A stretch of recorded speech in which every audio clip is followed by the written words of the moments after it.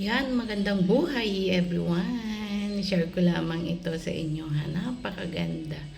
So sabi niya sa Galatians 6:9, let us not become weary in doing good for all the proper time if we do not give up.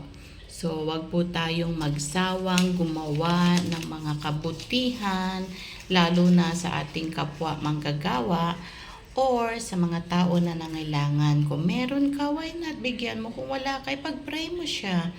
At huwag kang magsawa dahil sa tamang panahon, nakikita ng Diyos ang iyong puso at pagpapalain ka po niya. Anuman po yung mga ginagawa nating mabuti sa ating mga kapwa, ibibigay at ibabalik po yan ng ating Panginoon.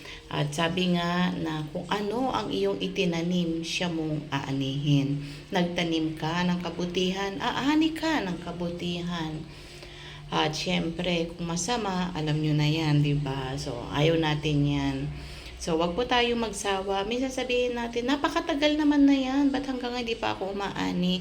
It takes time. Kaya nga pag nagtanim ka, hindi naman Jack and the Beanstalk na agad tutubo yan, di ba? Didiligan mo pa yan, i-cultivate mo pa yan, aalagaan mo, lalagyan mo ng soil, at hanggang babakuran mo pa nga yan para hindi ma-damage or mahawakan ng mga bata or maputol or kainin ng mga ibon, di ba?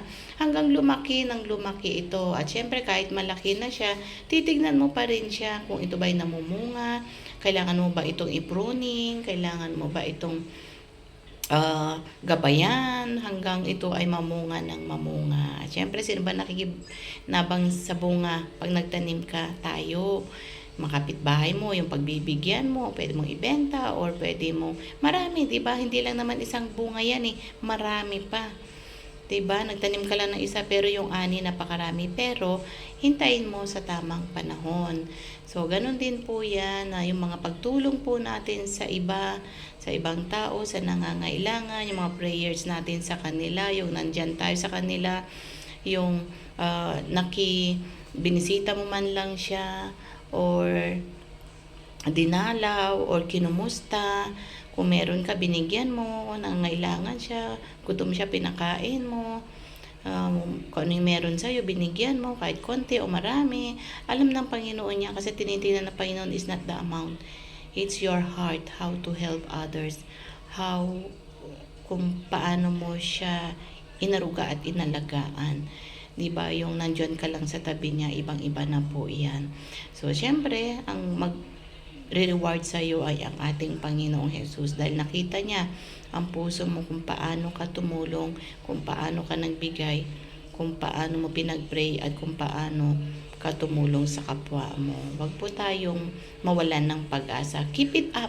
Keep it on. Go on, go on, go on lang. Huwag tayong magsawa ng gumawa ng kabutihan dahil ang pagpapala ng Panginoon ay lagi pong nandyan. So, napakaganda po, di ba?